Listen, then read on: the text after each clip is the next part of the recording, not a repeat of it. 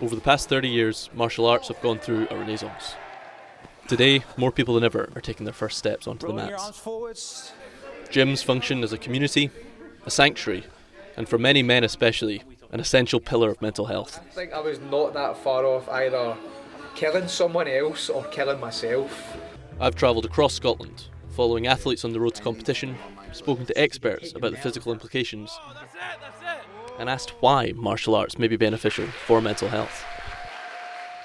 I'm Ross Patterson, and this is The Gentle Art.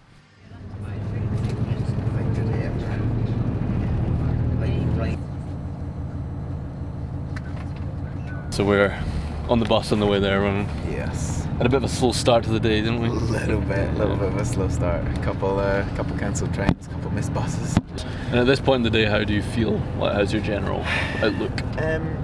Been relatively calm. It's nice to have a focus on the travelling instead of bringing yourself into kind of fixating too much on the actual moment. Mm-hmm. I feel like the stress is like a pent up like tension without anywhere to go, and if you just get a bit of a sweat on, get that adrenaline pumping just a little bit, it makes everything else easier, because it's like the stress has had somewhere to go. It's been useful, you know.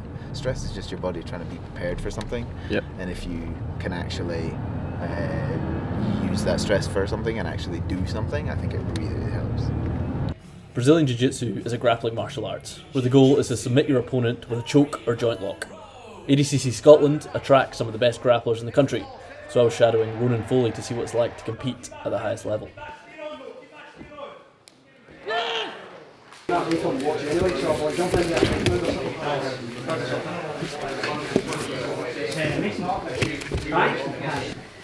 Can you talk me through what you were just doing there on the mats? Yeah, just running through some kind of ideas of possibilities of what might happen.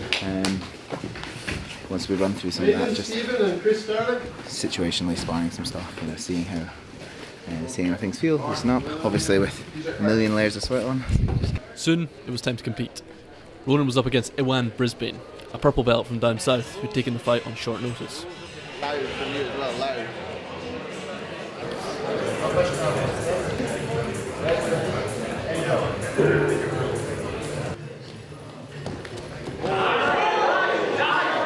After a few minutes of competitive grappling, Brisbane managed to secure a joint lock. Before he could tap, something in Ronan's foot popped. Cover your ears if you're squeamish.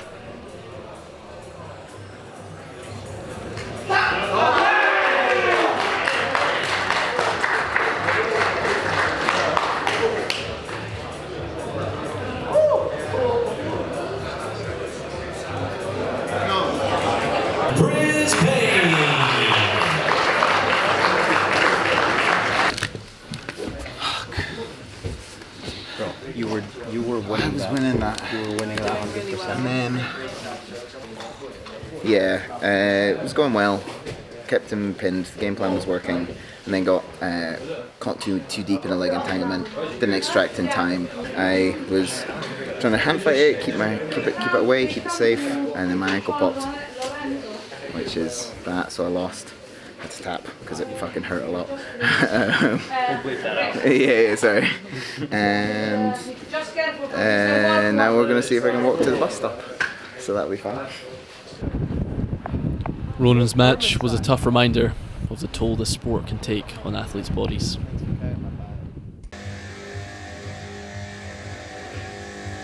Low Tide Brazilian Jiu-Jitsu is a bustling gym in Edinburgh, run by head coach Simon Tutton. Twice a year, an important day arrives in the calendar, grading day, where everyone's hard work is recognised by stripes and belts, followed by pizza and drinks. So, who hasn't been to one of these before?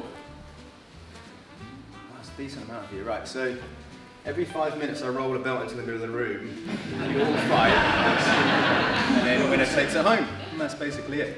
This is the most belts I've ever handed out. By the 19th, I'm going to be like, I can't even tie this thing anymore. And I'm not feeling great as well, so if I suddenly faint, then that's on you. You know, obviously we want to get better at jiu-jitsu, we want to be the best person in the room and stuff, but more important really is to making sure we all kind of like develop together, and we all stick together, and we all learn together, and we're all safe. Everyone who's awarded a belt is invited to give a short speech. It's often a touching reminder of the significant role the sport plays in so many people's lives. I like things that are difficult. I think jiu-jitsu is reminder that like life is kind of difficult, and like when you're being crushed, it's okay.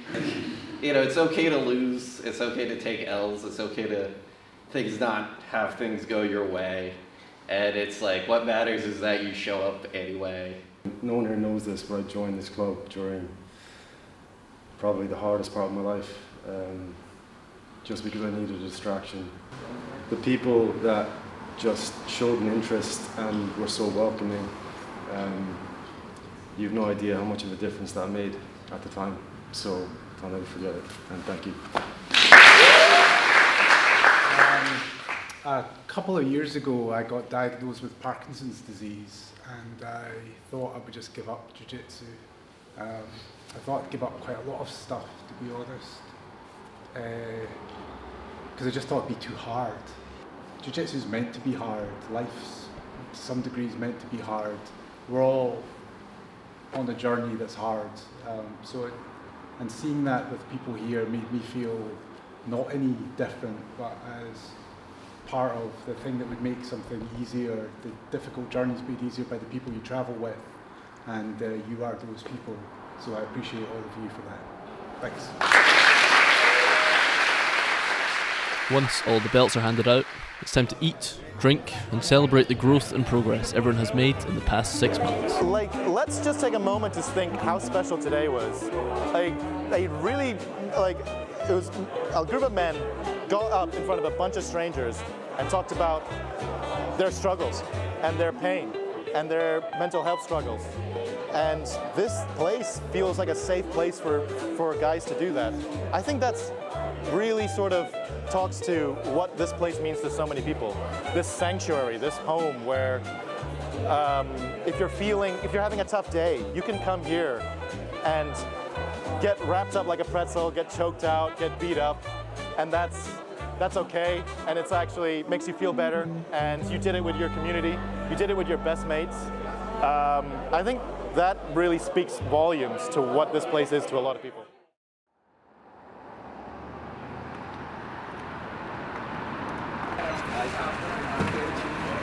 At number 10 Postle Road, Glasgow, is one of Scotland's most famous martial arts gyms, the Grip House. Established in 2005, the Grip House has trained some of Scotland's most famous competitors across a range of disciplines. On Friday evenings from 6 till 7 p.m, the MMA team sharpen their skills under the watchful eye of head coach Dean Riley. Okay, but if Stevie comes up and my balance is all over the place here, he can break me back down. From the very first time I started training, I would just try and find ways to get more training in. And the stuff I was doing initially, like wasn't like up here, it wasn't MMA or anything, but it was the place I trained. I would just try and find ways to just go there and hang out and train. Yeah, I just love it. Just love being in. Just love being in with the team, with the guys. It's a real good thing, and it's a good community. It's definitely helped me a lot. Like when I came up here, I was in not a great place with a couple of things. I think I was not that far off either killing someone else or killing myself, because I was in a really horrible relationship. Like, I've read very, very abusive and stuff, and if it wasn't for one of the coaches up here saying something to me one day, it's proper like sliding doors thing. I really feel as though it steered me. Fucking good body language in between rounds. All of our guys, the fight, every fight, the referee had to tell them at one point going back to the centre, everyone was out like that, ready to go. That makes a fucking tiny difference, man. Whatever it makes a difference, alright? Yeah. Right guys, ready?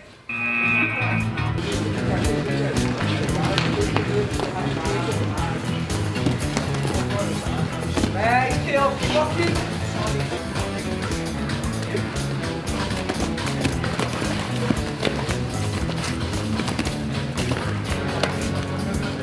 I've been in pretty much every day since I was a kid. Every day? More or less, yeah. And I've just, it's just like a good place for me to be. And keeps me happy. It betters my life in every single way, not just physically but mentally as well. Gives you a good outlook in life, freshens everything up. You come in, and it helps you deal with all the life's problems. Martial arts is just a way of life. So when you're on the mat, you're constantly you're getting taken down, you're getting back up, you're getting taken down, you're getting back up, or things aren't going your way, and you're constantly trying to build that resilience. Use that same resilience that you build on the mats, and you use that same resilience outside the mats. It's always running through my mind, getting better, not only physically but mentally. I think mentally it's improved my mental health a lot. Like I'm a lot more kind of stronger and resilient, and I think a lot of that is due to MMA and also the coaching and a lot of the guys here who push you to be the kind of best version of yourself. You've probably seen during sparring, I mean, we're always in bad positions, you know what I mean? And then you learn to kind of be comfortable and uncomfortable, calming the chaos, people say, being kind of controlling the chaos, making sure you don't just kind of lie there. I know it's a bit cringy, but it's kind of like life. You can't just, when life gets uncomfortable, you can't just sit there and, feel sorry for yourself. You can work up and do something about it.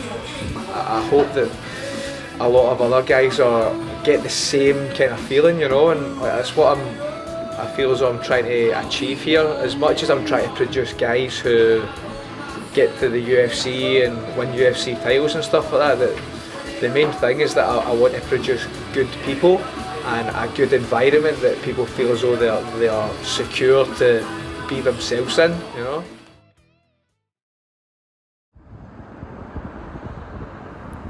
The following weekend, 2 of Dean's students were competing on Goliath Fight Series 7, one of Scotland's grassroots MMA shows.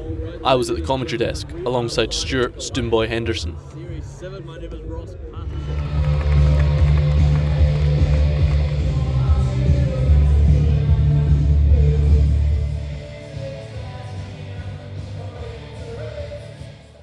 Imran's fighting out of England and Ben out of Scotland. Here we go.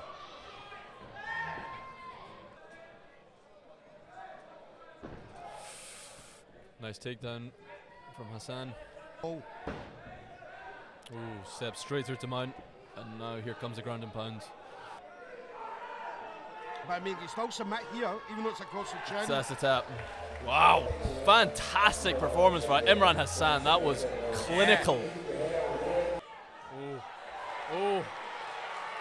Oh, this could be it. Oh! Wow! Wow! The co-main event between Stevie Lee and Dylan Peacock was a thrilling contest for the lightweight belt. In regards to his style, obviously did a lot of grappling. Oh, nice combination by Dylan Peacock. Oh, another overhand right there. Both guys are landing some good shots here. Oh, big right hand. Oh, is Dylan rocked? He is. Stevie Lee might finish this here. Oh. Dylan Peacock is in trouble. Stevie Lee's landed a couple of big shots and he hasn't rocked. Oh, nice. Left hook to the body. Beautiful leg kick. Oh, another. Oh, the heart on display here is hard to express how difficult this is to do. Oh, man. Oh, so impressive. These two animals. Oh, man! Oh! Stevie's just hunting for this finish, but Dylan will not give it to him. Oh, another oh, that's it! Oh! After 3.5 rounds of hard fighting, Dylan had collapsed from exhaustion. Stevie Lee, what a fight.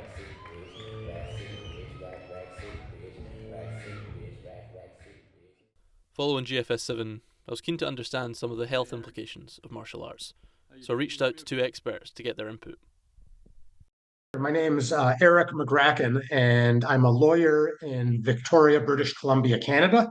It's interesting because combative sports, striking sports, not jiu-jitsu so much, but combative sports that have striking, brain injuring your opponent is a goal of the sport. So you would think those sports would have the best knowledge of the harm of brain injury, but in reality, those sports have some of the least knowledge of the harm of brain injury.